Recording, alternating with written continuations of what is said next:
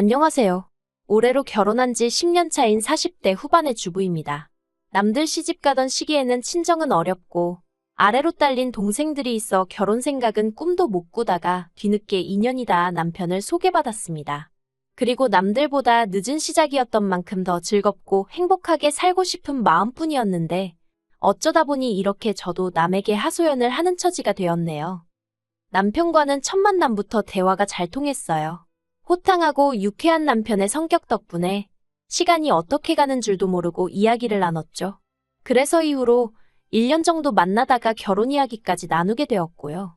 그리고 이제 와서 말이지만 당시 저도 나이가 있다 보니 어디 가서 연애한다 소리도 못하고 나름대로 쉬쉬하며 남편을 만났거든요.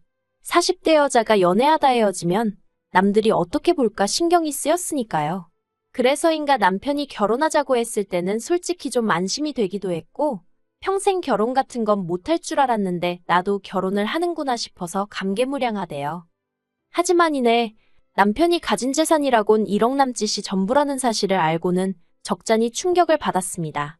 1억이란 돈이 결코 적은 금액은 아니지만 사실 저나 남편이나 사회생활을 해온 시간이 있으니 저도 모르게 당연히 그 이상을 기대했던 모양이 돼요. 그리고 결혼 생활이 사랑만으로 되는 게 아니라는 걸 알면서도 남편을 포기할 수가 없어서 결국 단도직입적으로 왜 이렇게 돈을 못 모았냐 물었어요. 그랬더니 남편이 말하길 남편이 대학 졸업을 한 학기 남겨둔 시점에 아버님께서 지병으로 돌아가셨답니다. 그리고 이후로는 남편이 가장 노릇을 하게 되어서 돈을 모을 겨를이 없었다대요. 여자를 만날 틈도 없었고요. 그리고 그런 속사정을 알고 나니 솔직히 남편에게서 제가 보였어요. 저야 물론 가장 노릇까지 한 것은 아니었지만 저 또한 친정 형편이 어려워 가고 싶은 대학도 포기하고 바로 중소기업에서 격리로 일하며 돈을 벌어야 했으니까요. 그리고 그 돈을 모아서 제 아래로 있는 두 동생의 대학 등록금을 댔습니다. 그리고 저는 31란 늦은 나이에 비로소 대학에 진학할 수 있었죠. 그나마 저는 친정아버지 사업이 뒤늦게 빛을 봐서 이후로는 비교적 여유 있는 생활을 하게 되었지만요. 아무튼 남편의 이야기를 들으니 공감도 가고 한편으론 이 사람 참으로 고단한 인생을 살아왔구나 싶은 게 어리석게도 제가 힘이 돼주고 싶다는 생각이 들대요. 처음 어머님께 인사를 드리러 갔던 날 어머님께선 제 면전에다 대고 집안 형편이 어려워 한 푼도 못 도와주신다는 말씀을 하셨습니다. 저도 뭐 어느 정도 예상을 하고 있었기에 네 하고 말았고요. 그런데 어머님이 뒤이어 예물도 못 해주신다는 겁니다. 제가 얼마나 대단한 보석을 바랬던 건 아니지만 너무 딱 잘라 말씀하시는 어머님의 모습에 솔직히 서운했던 게 사실이에요. 하지만 그걸 따지고 들 수도 없으니 그저 또 네 하고 말았지요. 아무튼 좋은 소리는 하나도 못 듣고 왔던 기억만 나네요. 신혼살림은 제가 살던 아파트에서 시작했는데 침대를 제외한 나머지 가정가구는 크게 바꾸질 않았어요. 연식이 3, 4년밖에 안 된 것들이라서 굳이 바꿔야 할 이유를 모르겠더라고요. 그러자 남편이 그럼 자기가 가진 1억으로 저에게 차를 사주고 싶다대요? 처음에 저는 당연히 거절을 했습니다. 직장에서 집까지 버스로 40분 정도면 출퇴근이 가능한 상황이었고 남편이 타는 차도 있었으니까 차가 필요하면 그 차를 빌려 타면 되지 싶었거든요. 그런데 남편이 제 덕분에 그래도 이렇게 번듯한 아파트에서 신혼생활을 하게 되었는데 자기가 뭐라도 해주고 싶어서 그러는 거라며 뭐든지 말해보라는 거예요. 그래서 고민 끝에 일단 현찰로 1억을 달라고 했습니다. 당시 제 계산으로는 나중에라도 차를 사던가 그게 아니면 괜찮은 데다 투자를 해볼까 뭐 그랬어요. 그런데 이 일로 어머님과 제가 크게 부딪히게 되었습니다. 어머님께서 다른 집 자식들은 시집장가 갈 때 부모한테 키워준 거 감사하다고 목돈을 딱 주고 간다는데 어떻게 너네는 입을 싹 닦을 수 있냐며 크게 화를 내셨거든요. 솔직히 황당하기 짝이 없었습니다. 일단 저나 남편이 받은 건 정말 쥐뿔도 없었지만 특히 저는 가락지 하나도 어머님으로부터 받지 못했지만 그래도 예단이다 생각하고 그 당시에 현찰로 1,000만 원을 어머님께 드렸거든요. 그런데 또다시 목돈이 어쩌고 하시는 것도 어이가 없었고 막말로 해주신 게 뭐가 있다고 저런 얘기를 대놓고 하실 수 있는 건가 싶어서 한마디로 어처구니가 없었죠. 그래서 제가 어머님께 드릴 목돈이 어디 있겠냐고 당장 신혼집 구할 돈도 없어서 제 집에서 시작하는 거 모르시냐 받아쳤습니다. 그랬더니 어머님께서 진짜 부모한테 뭐라도 해줄 마음이 있었으면 옛날 같으면 머리카락을 팔아서라도 해줬다는 말도 안 되는 억지를 쓰시대요. 그리고 이후로도 몇 번이나 이런 식의 황당한 말다툼이 어머님과 저희 부부 사이에 오갔습니다. 하지만 그나마 다행이었던 건 그럴 때마다 남편이 제 편을 들어줬고 어머님이 정말 선을 넘으신다 싶을 때는 직접 어머님을 찾아가서 한 번씩 소리라도 지르고 오는 시기였거든요.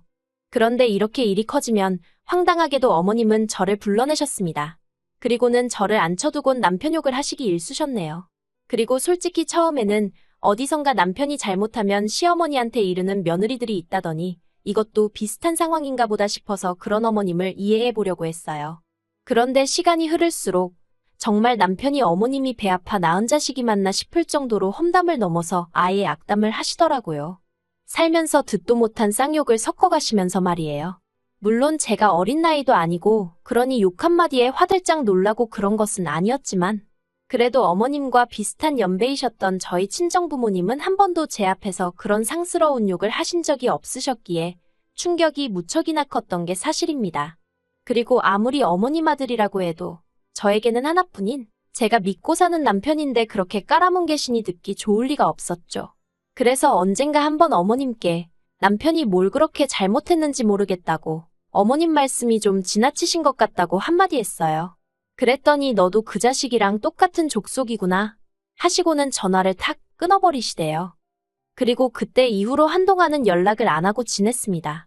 원래는 안부 인사고 뭐고 할 것도 없이 어머님이야도 자주 전화를 해대셨는데 어머님이 더는 연락을 안 주시더라고요. 그리고 저도 솔직히 그간 쌓인 감정들도 있었고 그렇다 보니 선뜻 내키지가 않아서 어머님께 먼저 연락을 안 드렸지요. 그리고 말이 나왔으니 말이지만 당시 문득문득 어머님 생각을 하면 알 수 없는 죄책감과 찝찝함에 마음이 불편하긴 했어도 연락을 하고 지낼 때보다 훨씬 편한 일상을 누렸던 것 같아요. 하지만 그 평화는 얼마 못 가 깨어지고 말았습니다. 어머님이 건강이 안 좋으신 것 같다며 시동생한테 연락이 왔고 남편이 차마 그런 시어머니를 모른 채 하지 못하더라고요. 그리고 저도 부모가 있는데 그런 남편을 못났다 할 수도 없는 노릇이었죠. 아무튼 그래서 대형병원으로 모시려고 하니까 이제 와서 얼마나 지혜미 위하는 척 하는 거냐며 싫다고 얼마나 완강히 거부를 하시던지. 그래서 결국 그때 병원에 못 모시고 갔는데 결국 얼마 후 뇌경색으로 병원에 입원을 하게 되셨습니다. 그런데 그때는 또 왜인지 저희 집 근처 병원으로 입원을 하시겠다고 고집을 부리셔서 저희 집에서 20분 정도 걸리는 곳으로 모시게 되었어요. 당연히 내키지 않았고 싫다는 얘기도 했지만 시동생이랑 신우가 합세해서 밀어붙이니 방법이 없었죠. 그런데 문제는 막상 병원에 도착하니 어머님께서 담당 간호사한테 너 간호대학을 나왔냐 안 나왔냐 하시며 막말을 하시고 의사한테도 어디 의대를 나왔냐며 아니 정작 어머님 자식들도 서울에서 내노라 하는 대학 나온 자식도 하나 없는데 잘난 의사 학벌은 왜 따지시나 싶은 게 한마디로 제 낯이 다 뜨겁더라니까요. 정말로 너무 창피해서 모른 척하고 싶은 마음뿐이었네요. 사실 어머님의 막말은 상황을 가리는 법이 없었습니다. 평소에도 예를 들어 외식을 하러 식당에 갔는데 만약 음식이 당신 입맛에 안 맞으면 그냥 다음에 안 가시면 되잖아요. 그런데 꼭 주방까지 쫓아가서는 맛이 있네 없네 간이 짜네 어쩌네 한마디 하고 오십니다.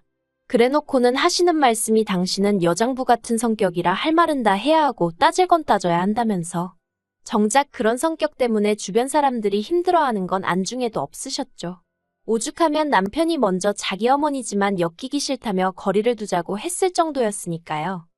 그러던 중 지난해 기어이 사단이 났습니다.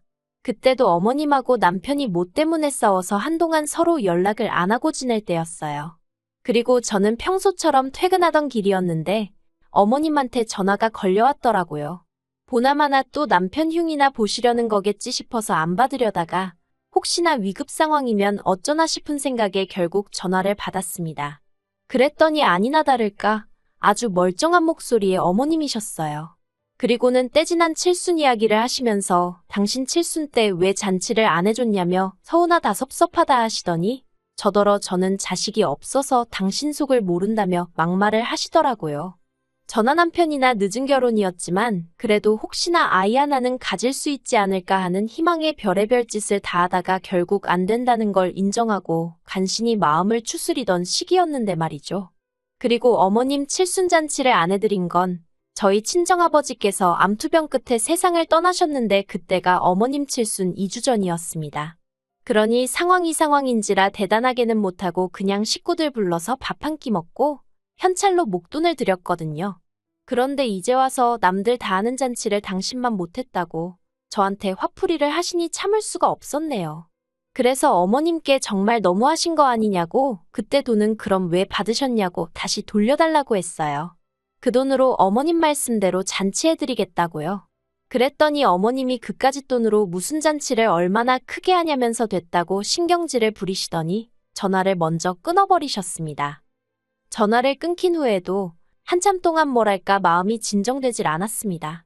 열불이 머리끝까지 올라온다는 게 이런 건가 싶고 손에 잡히는 건 전부 다 집어 던져버리고 싶을 만큼 우라가 치밀더라고요.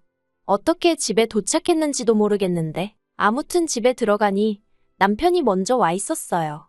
그래서 남편더러 더는 못 참겠다고 한두 번도 아니고 왜 매번 둘이서 싸우고는 나한테 난리냐고 그리고 어떻게 내 앞에서 자식이 어쩌고 소리를 하시냐고 미친 듯이 소리를 질렀죠. 그랬더니 남편이 미안하다면서 앞으로 저 하고 싶은 대로 다 하라대요. 하고 싶은 말이 있으면 참을 거 없다고 그냥 어머님한테 대놓고 하라나요. 그리고는 남편이 그 자리에서 어머님께 전화를 걸더니 아주 악을 써댔어요.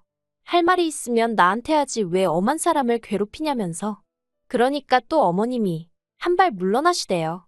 당신은 그런 뜻이 아니었는데 제가 오해를 한 것 같다면서. 그래도 끝끝내 저한테 미안하다고 직접 사과는 안 하셨지만요. 그리고 그때부터 저는 어머님하고 연락을 안 하고 살았어요.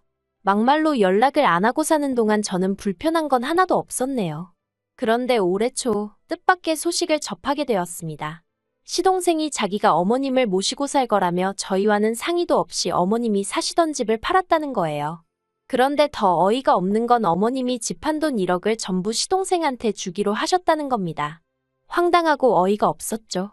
아무리 어머님 재산이라지만 저희 부부가 결혼한 이후로 매달 어머님 생활비에 보태시라고 드린 돈이 얼마며 그간 어머님이 남편과 자주 부딪히기는 했어도 결국 어머님 수발 드는 건 전부 다 저희 부부의 몫이었는데 어떻게 그러실 수 있나 싶어서요. 그리고 말이 좋아 시동생이 모시고 사는 거지. 시동생은 바람을 피다 동서한테 들켜서 이혼을 당한 상황이었어요. 그러니 어머님 입장에서는 시동생이 혼자 그러고 사는 게 안쓰러웠을 테고 시동생은 시동생대로 그동안 동서가 하던 집안일이며 살림을 도맡아줄 누군가가 필요했던 거겠죠. 그래서 결국 참다 못한 저와 남편이 어머님을 찾아갔습니다. 그리고는 어머님께 문 좀 열어보시라고 얘기 좀 하자고 했어요. 그랬더니 어머님께서 정말 아무렇지도 않다는 표정으로 문을 여시더니 돈이 아쉬워서 찾아왔냐며 역시 돈이 최고라는 말씀을 하시대요. 그리고 그때였어요. 남편이 갑자기 어린애처럼 엉엉 울면서 자기가 내내 아버지 빈자리 메꾸다 뒤늦게 장가갈 때 어머니는 나한테 뭘 해주셨냐고 따졌거든요. 아마 자기도 남잔데 어쨌든 장가올 때 집도 제가 해왔지. 이후로 재산 형성에 있어서도 친정으로부터 도움을 많이 받았다 보니 저에게 티는 내지 않았어도 나름대로 속에 쌓인 게 있었던 모양이에요. 그리고 그런 게 결국 참다 터져나왔던 거죠. 그런데 정작 어머님께서는 어이가 없다는 표정으로 남편을 바라보시더니 첫째로 태어나면 원래 다 그렇게 사는 거라면서 별것도 아닌 걸로 운다고 한심하다시대요. 그리고 이후로 전 그래도 미운하고 오나 남편 어머니라는 생각에 마음이 영 찜찜했는데 남편은 신경 쓸 거 없다면서 아주 어머님의 이응자도 못 꺼내게 했어요. 그러다 며칠 전 어머님한테 연락이 왔습니다. 그 일이 있고 거의 반년 만이었죠. 어머님이 할이야기가 있다며 저만 오라고 해서 찾아갔더니 뭘 하시는 줄 아세요? 저더러 돈 좀 해달랍니다. 시동생이 새장가를 가겠다고 드는데 해줄 돈이 없대요. 어이도 없고 한편으론 그때 그 1억은 어디로 갔나 싶어서 어머님 집 한 돈 있잖아요 하니까 그건 벌써 주식인지 뭔지에 다 썼다고 그런다고. 황당해서 돈이 어딨냐고 했습니다. 그랬더니 어머님이 어차피 너네는 자식도 없는데 죽을 때 그 돈 다 싸지머지고 갈 거냐면서 저희가 결혼 생활하는 동안 부동산으로 재산이 조금 늘었는데 그걸 염두에 두고 하시는 말씀이셨죠. 너무 짜증도 나고 아무리 저보다 어른이라지만 뻔뻔한 태도에 정말 진저리가 나더라고요. 그래서 무슨 얘기를 하시는 건지 모르겠다고 제가 해줄 수 있는 건 아무것도 없다고 딱 선을 그었어요. 그리고 집으로 돌아와 남편에게 어머님을 만났던 일과 나눈 이야기를 전하니 남편이 어머님한테 전화를 해서는 싸질러 놓기만 한다고 부모냐면서 자기는 오늘부로 어머니 없다 생각하고 살 테니까 그런 줄 아시라고 아주 고래고래 소리를 지르대요. 그리고는 저더러 2번 다시 시댁에 눈길도 주지 말랍니다. 그랬다간 저하고도 안 보고 살 거라나요. 그러니 뭐 제가 무슨 방법이 있겠어요? 부모 자식 간의 일이니 언젠간 풀어질 수도 있고 그냥 시간에 맡겨볼 생각입니다. 딱히 나서고 싶지는 않네요.